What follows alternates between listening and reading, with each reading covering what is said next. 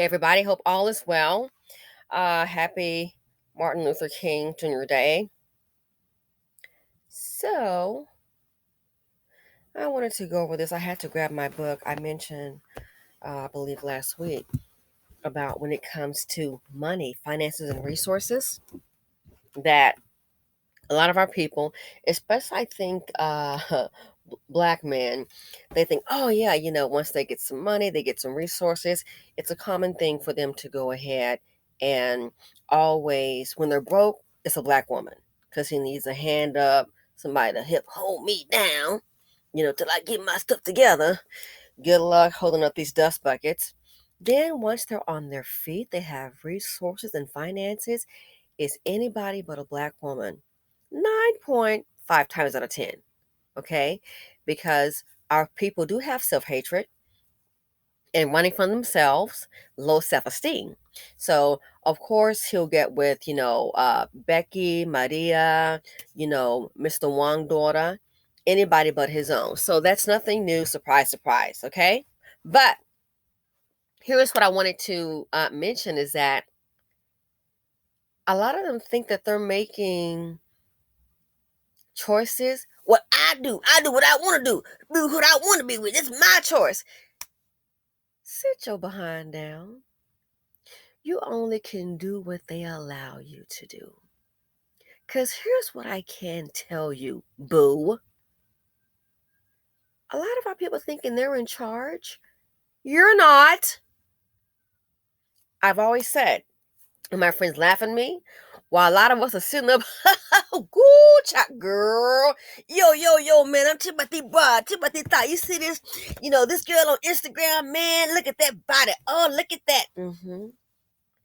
Just engaging in frivolous chatter, sitting up laughing and drinking. Your counterpart is up thinking. And I have a very busy schedule. It's like today I kind of want to chill a little bit, but I thought, wow, today let me go ahead and get this done. And here's what I wanted to bring out. So Sarah Rector, in case you haven't heard, I have this book. My God, I have the actual book. I have Kindle and all that fun stuff, but I still kind of like having books. That's just who I am. So I ordered the book. It's called Searching for Sarah Rector by Tanya Bowden, the richest black girl in America. So, in reading that book, and this is around the early 1900s, 1914, 1915. And in the book, guess what? It states, basically, it's on page 24, but don't worry, it'll be here. So this isn't the book. This is just an article that I found. Fair use, the Pendergrass years, Kansas City in the Jazz Age and Great Depression. So they did an article here, author Megan Dennis, about Sarah Rector. So she was basically the richest black millionaire. She had so much money when it came to filing taxes. They did not want it on the road that a black woman, this is a kid, 13 years old. They wanted it. They pretty much changed her race to white because they didn't want it known that she was paying more taxes than anybody in the state, than anybody. And they couldn't have that. A black person paying more taxes, they changed it to white. Now, so on page 24, basically it discusses, like, let's say if someone died or they, in the native lands, some of the black slaves, they were given some land and they just held on to it. Well, fast forward, next thing you know, those lands produce oil. So if the parents were dead, you have the kids in line, and the kids still live poor, trust and believe, they would go ahead and put a legal guardian. And so when a child, let's say in this case here, came into wealth because they had that land that was passed down to them, you were considered plute, Plute. If a child went from poor to plute, rich, a court might deem the parents incompetent, meaning they're unfit to handle the now very valuable estate. In that case, a judge made somebody else the guardian, and it wasn't uncommon for that somebody to be a white man with clout. It says the same thing even happened to some grown-ups declared incompetent after oil gushed upon their land. So even if you're grown in this sure land, or you're poor, or you're black, no, we got to put somebody else over that, a rich white man. And you know what happens? He would be over the land. He would pilfer it and give you a couple of dollars. He can G's a month. So yeah, that's how they worked it. So that right there, they're making sure they put themselves in a position of power. So why am I bringing this up in correlation with black men that always choose Becky? Boo. In 1915, they had this on lock.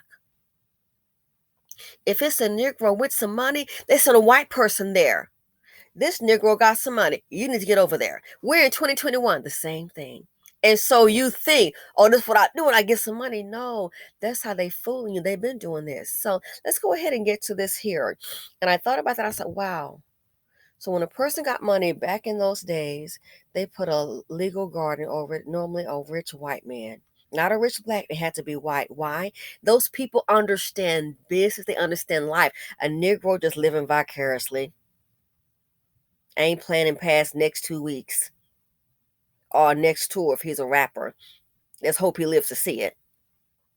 So let's get to it. I want to kind of give you some background. So whenever there was some money, they put a white guardian. Today, they say it's easy with a black man with some money, put a white person there, and they bring the resources back. So this is nothing new. It ain't nothing new. Check that out, boo. So date of birth, Sarah Rector, March 3rd, 1902. Here it gives the address, and her claim to fame is known as Kansas City's first black woman millionaire. Mm-hmm. And she was married to Kenneth Campbell. She was 20 on the book. He was 19. They later divorced. She died of a stroke July 22nd, 1967. So, Sarah Rector, Kansas City first black millionaires, was known in Kansas City for her fairy tale ascension to money and fame, fine living at Rector Mansion, and reported entertaining of African American celebrities such as Duke Ellington, Count Basie, Joe Louis, and Jack Johnson. I believe he was a boxer. Rector's story, however, is a complex narrative that stands at the intersections of race, indigenous sovereignty, children's rights, and the all boom in Oklahoma. It requires wading through questionable news reports and legal statutes while examining the shifting status of freedmen during the early part of the 20th century. The Rector's family ancestors had been enslaved by Creek tribal members, and after the Civil War, the U.S. government declared freedom, such as the Rectors, citizens of the respective tribes in which they had been enslaved. Sarah Rector was thus both black and an enrolled member of the Creek tribe. Complicated legal statutes combined with highly improbable chance and luck to produce Sarah Rector's wealth.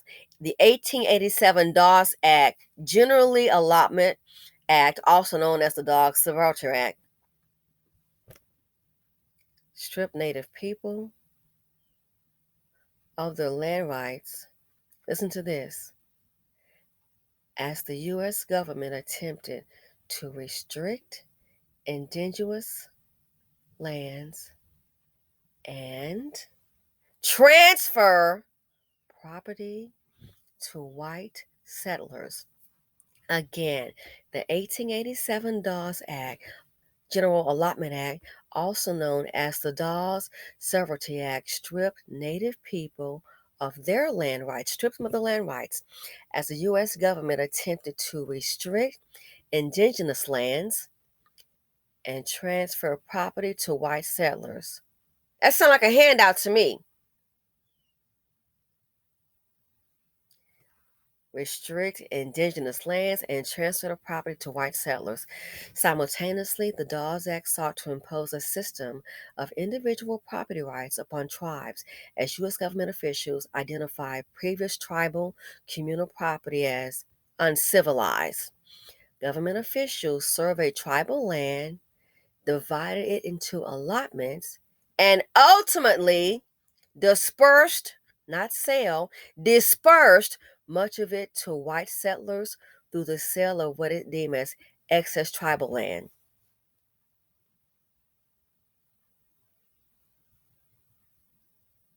So giving it to them through a sale deemed as excess tribal land.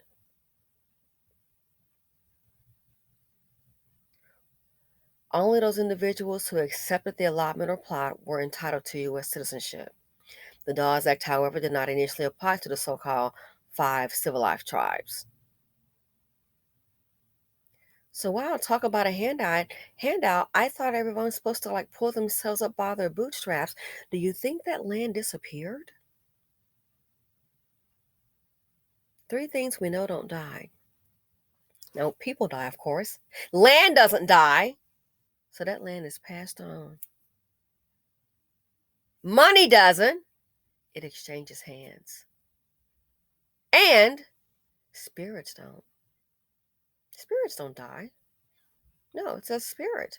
And that's my belief. You know, you can have yours. Land, cash, spirits, they don't die. That land is passed on. That money's passed on. Spirits are passed on. hmm Black people, we have been murdered, hanging from trees, sad to say. It's 2021, it's still there. Why?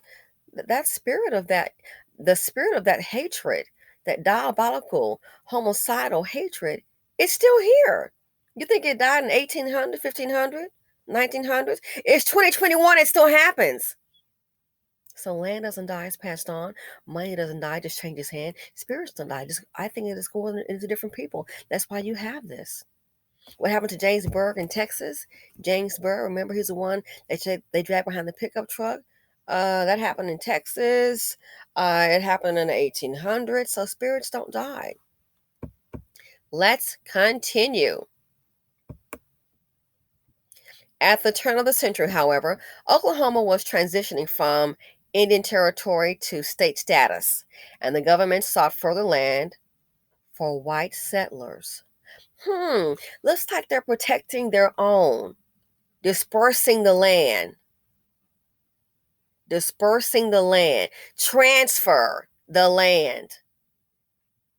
Looks like they're preserving their own. They sought land for white settlers.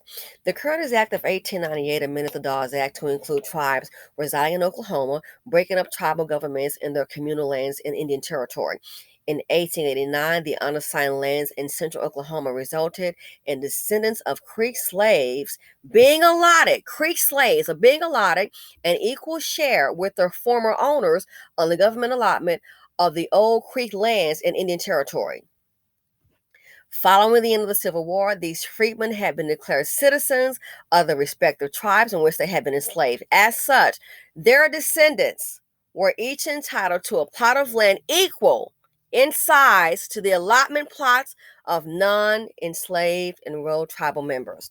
Now, I'm going to kind of fast forward because I know how people get, and a lot of people don't want to hear a whole lot of reading, okay, unless there's some action involved. So let me go ahead and try and cut to the chase here. U.S. government involvement resulted in individual Native freedmen, including Rector and her siblings, each receiving the regulatory allotment of 160 acres. Contributor to crisis, Stacy Patton writes, since the actual distribution of lands lasted from 1898 to 1906, Rector and the other 4,407 Black children living in the Creek Nation together, they received nearly 1 million acres of land in eastern Oklahoma. The Curtis Act opened up surplus lands to white settlers for purchase. Now, let's keep in mind, they already got some free land that's been transferred over, so now they can purchase some. The land was rocky and largely unsuitable for crops. If the government had realized the amount of oil that rested underneath many of those undesirable allotments, including Sarah Rector's, her narrative would have looked quite different. So they really thought when they were giving her some land, it sounds like to me, they thought, hey, this land is unsuitable for crops. You can't build on it. Give it to them. Well, fast forward. As early as 1913, when Sarah Rector was 11 years old, her name was splashed across national headlines, both white and black presses. The Kansas City, Kansas Black Press National Review reported on September 25th of that year that Rector's income exceeded the president's. But the only outside sign of Oklahoma's colored girls' vast oil royalties was a neatly embossed bank book. It leaves of gilded edged paper bearing the name Sarah Rector. Her income exceeded the president's. Reports began circulating that Rector was living in a quaint small cabin contentedly, and that every safeguard was being used to protect the girl's interests. She quickly became known as the richest colored girl in America. Now, in the book, basically, she, of course, they put a white guarding over her money. They said, while she was getting, the barrels were bringing in $600 a day, $10,000 a month. And in doing so, they had a white guardian. He was living high off the hog, and she was getting a few dollars. So she was still living in a cabin while she had that white guardianship over her money, living high off the hog. It was reported that she didn't have on decent clothes and barely decent shoes. That's when Du Bois, I believe, he decided to intervene and say, "Hey, let's go ahead, and she needs to get a black guardian." Okay. So let's go ahead.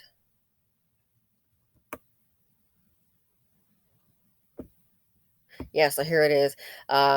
Rector's living conditions and safety soon became a larger, more pressing question, one that commanded W.B. Du Bois' attention, as well as that of the rest of the nation. By 1915, the newspaper reported Rector's income quickly increasing past $10,000 a month. In a time when the average household incomes were under $60 a month. Mm-hmm. Rector was 13 years old and legally could not manage her own estate. Her guardian, a white man appointed by the probate judge named T.J. Porter, controlled all of Sarah's financial affairs, although both parents were alive. In one way, at least, the guardianship arrangement worked to Sarah's advantage. Before oil had been found on her allotment, her father had struggled to pay the property taxes and even petitioned to sell it. But legally, he could not, as Sarah remained a minor. $10,000. So look at this here. Her guardian, a white man appointed by a probate judge. So wherever the money is, they know they need to get themselves in that direction. They know wherever the money is, they need to get in line with that. They're not trying to line themselves with poverty. That's why when I say in these videos, black women, you have to, sweetie, you must don't love yourself. We love you. You deserve more. Poverty D don't need to be near thee. It's going to bring you down. Whenever they get some money, so a lot of these black men think, oh, that's how we get down. No, sweetie, that's the training. They already wrote the playbook before you were born, your daddy, your granddaddy, before your great-great-granddaddy was born. They already wrote the playbook on you, boo. Where it's some Negroes with some money, they finna make their way over there, honey. So you think you're in charge? No, baby, they've been wrote the playbook. Yeah, they've been writing. It's been written that they need to be in charge. So here, a white man's been appointed by the probate judge to handle that money. Again, back in those times when if you were either considered, let's say, rich or poor, they had poor then Plut, Plute, P as in Peter. Uh-oh, it's not. We need to go ahead. This Negro's worth some money. Yeah, the court. We need to go ahead and intervene. They've been planning. Been planning. The playbook been written. So they know we need to get a person involved. It needs to be a white man. Why? To control those resources. 2021, black men playing sports, get some money. They already know. We need to control those resources. Why? To bring it to where they are. Mm-hmm. So let's continue. So Rector's property was operated by B.B. Jones, a millionaire oil man, and the Sun reported fall 1915 production at approximately 160,000 barrels of oil a month. Rector's share was 1/8, or 20,000 barrels a month, at 90 cents a barrel. Reportedly, this totaled 18,000 a month, or a daily income from royalties around $600. That was unfathomable at that time. Okay, so let me try and go ahead and so basically here it just shows how Rector and her family. Keep in mind they got a white guardianship, but Rector and her family they're reported living in a two-room shack. So the boys gets involved, and he's asked if it's possible to have her card cared for in a decent manner and by people of her own race instead of a member of a race which would deny her and her kind the treatment accorded a good yard dog. Sarah Rector allegedly wore no shoes, wore cheap dresses, and was receiving no education, while the guardian appointed to her by the Creek Muskegee Nation was noted by the Chicago Defender as a real Southerner who gets a fabulous sum of money a year, lives on the fat of the land with her money, and does not give his colored charge the care he would a white girl. So the white guardian is living high off the hog, and she's getting meager fares. Again, when there is some money involved, they know that they need to go ahead and get themselves next to it.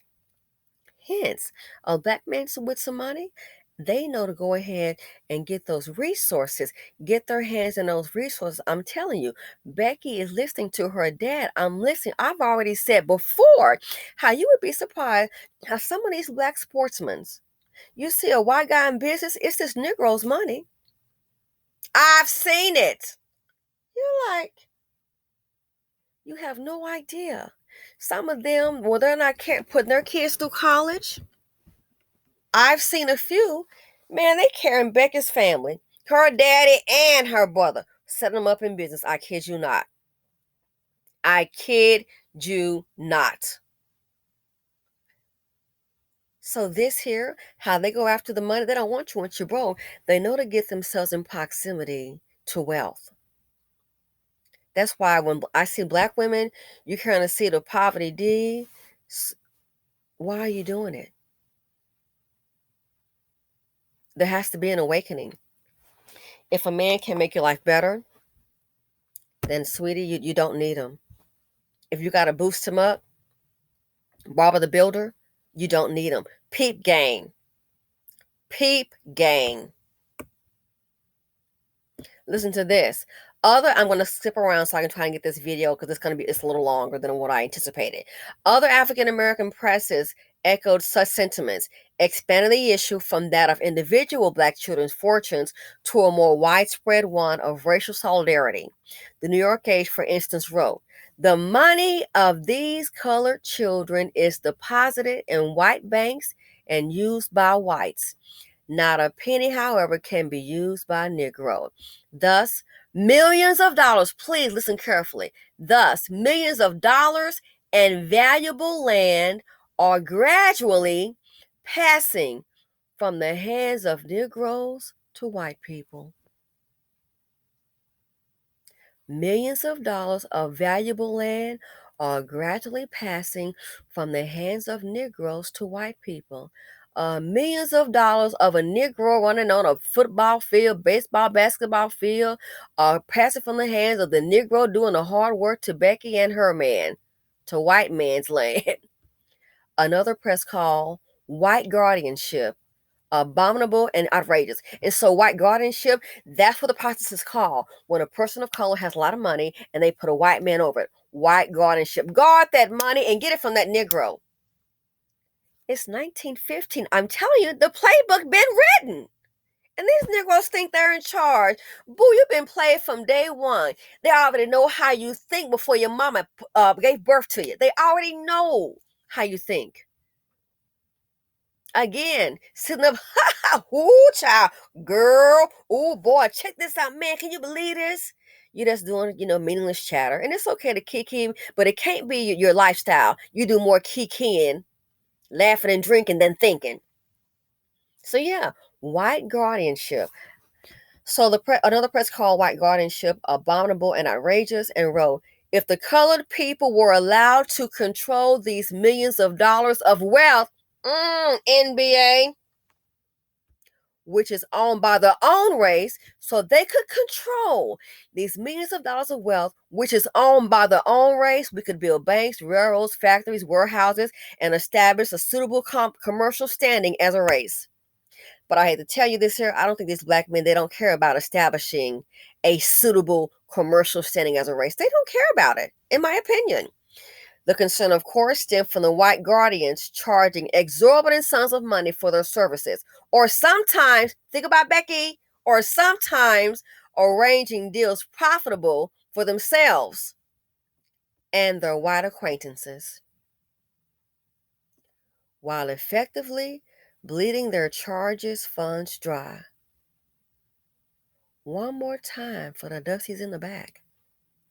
If the colored people were allowed to control these millions of dollars of wealth, which is owned by their own race, we could build banks, railroads, factories, warehouses, and establish a suitable commercial standing as a race.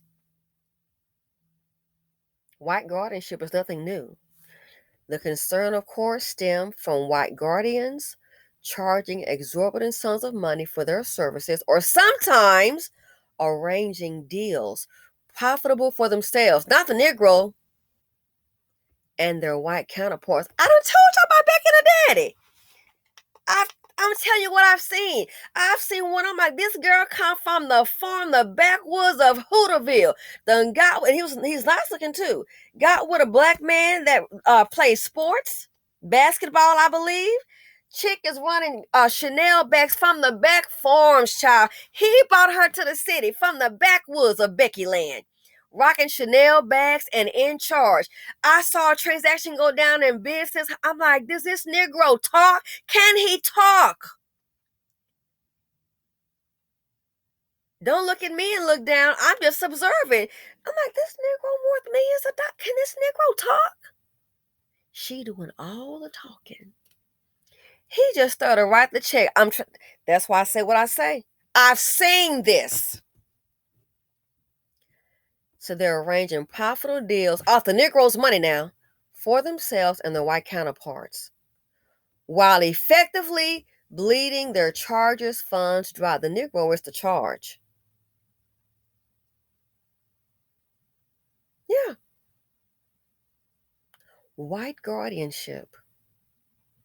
White guardianship. So if you can control your own wealth, black people control their own wealth. If the black men control their own wealth, but again, you got self-hatred. So you think you're running game. I got me a white girl. You got what that white man wants you to have. And she there to get your money, dummy. Becky girl, you see a lick, honey? Yo, I ain't mad at you. These fools allowing it. Self-hatred. So black women, why are you currently see the poverty D? The problems in the community? It is the man. They want to know how to, oh, this is black women. Yeah, we play a part. The ones that's carrying your poverty D seed.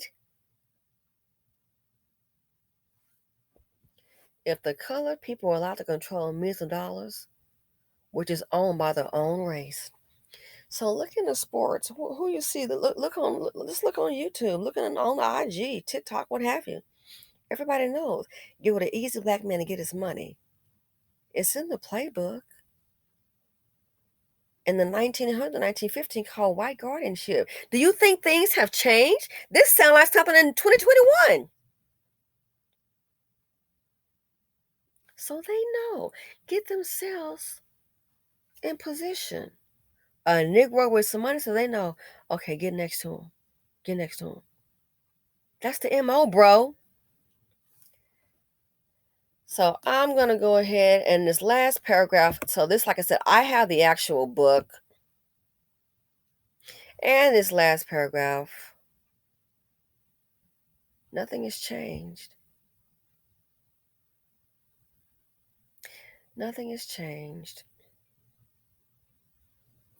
Look what's happening. Black women being killed by their counterparts. Look at the black children. Killed, murdered every day like it's nothing. Deserted by their fathers. Like I told that one baby mama, you can face it if you want to. That man is not there for his child. I'm sorry, darling. He doesn't care if that child lives or dies, and you can make all the excuses you want to. He making sure his ragged behind has a place to sleep. He's not there for his child. He's not there because he doesn't care. Nothing is new. Mm-mm. It's all the same, just a different date. Check out this last one, and I gotta stop here. It says, while reports of the nefarious dealings by Guardians were sometimes conflicting, the crisis listed multiple black millionaires in Oklahoma whose estates were being appropriated and mismanaged by grafter Guardians, including Edith Durant, Sally Hodge Lee, W.C. Flanagan, Luther Manuel. Edith and Edna Durant were twins enrolled in the Creek tribe, living in Glen Pool, Oklahoma. In 1911, their guardian, a man with the last name of Burnett, he failed to account for missing funds to the court and finally paid out $40,000 to the twins. 1911, $40,000. Many of us could use that right now. I don't have that in my checking. Do you? The dangers for young landowners were still worse. Cases.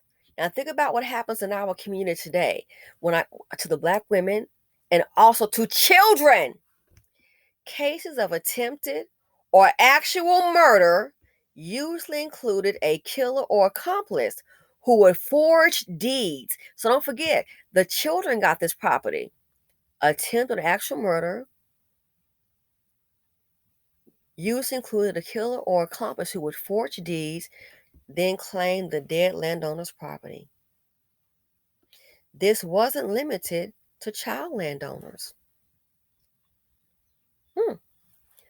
But within Taft, Rector's hometown, two Creek freedmen and siblings, so the children, named Stella, age 10, and Herbert, 12. So Stella and Herbert Sells, they were murdered when a white man, William Irvin, and his accomplice, an African American blacksmith named by the name of D.R. Allen, reportedly placed dynamite under the children's bedroom and blasted the house.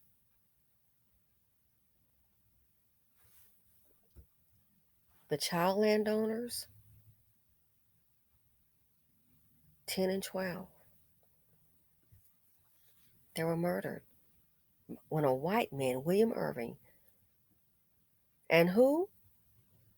His accomplice, an African American blacksmith by the name of D.R. Allen, reportedly placed dynamite under the children's bedroom and blasted their house. You think that Negro got that land? I guarantee you the white man did. So things when we say a black man working for the Klan is nothing new. Nothing new. Everything's the same. It's just a different date. The self-hate, it's nothing new. They had it back then. They've got it now. Self-hate, just a different date. So children being harmed is nothing new. We're just seeing it more so because of the internet. They're not valued in the community. And who do you think got the land, probably got the deed to it? William Irving. And that, again, you think that land doesn't die. It just changes hand. It passes down. But look who the accomplice is. They had Dusties back then, like the video I did. You, Dusty, your daddy, Dusty, your grandpappy, Dusty. Whole lot of dustiness. His accomplice, African American blacksmith by the name of D.R. Allen, reportedly placed dynamite under the children's bedroom and blasted their house. Our children weren't safe then, and they're not safe now. So white guardianship. These Negroes think you think you really running the show. Bruh, they know you more than you know yourself. Again, they got the playbook. When they see a black man, anybody with some money, they know need to get over there and get next to him. Look at Bill Cosby. I don't see a lot of black women surrounding you, bruh. Maybe one. The Playbook. Look at Cosby. Oh, look how that turned out. Look how that turned out for you. A black man with some money, they know. Get over there. Get the women. Get over there. Get something out that Negro. Black men playing sports. Get something out that Negro. Nothing new. So white guardianship. They practiced that back then. It's still in operation today. Again, nothing is new. The playbook is at hand. The sad thing is, most Negroes do not understand. Thanks for listening to this very long video, but I just want to kind of give you some background information. Some things take time. And I'll say this. I just noticed too, a lot of times when a black person is giving information, Negroes like popcorn knowledge. Pop, pop, pop, popcorn knowledge. But wow, when it's that white man, I've noticed that I've seen complaints about Dr. Claude Anderson. It's taking too long. Negro, sit your behind down and read. That's the problem, right? You think everything is popcorn so quick. Other people, they understand. They have understanding. Our people don't. That's why we're at the bottom collectively. When it comes to blackness, popcorn knowledge, Dr. Claude Anderson, everything that man has said has come true. Become beggars, robbing, and stealing, and look at the BC. But when it comes to the white man, you know how to sit your behind down and listen. We have a lot of work to do, and a lot of work that needs to be done. I think it's mental. I do. So again, in closing, the playbook is at hand. The BC, I hope one day, collectively, we can really understand. I'm out. Please subscribe, like, and share the video. Take care.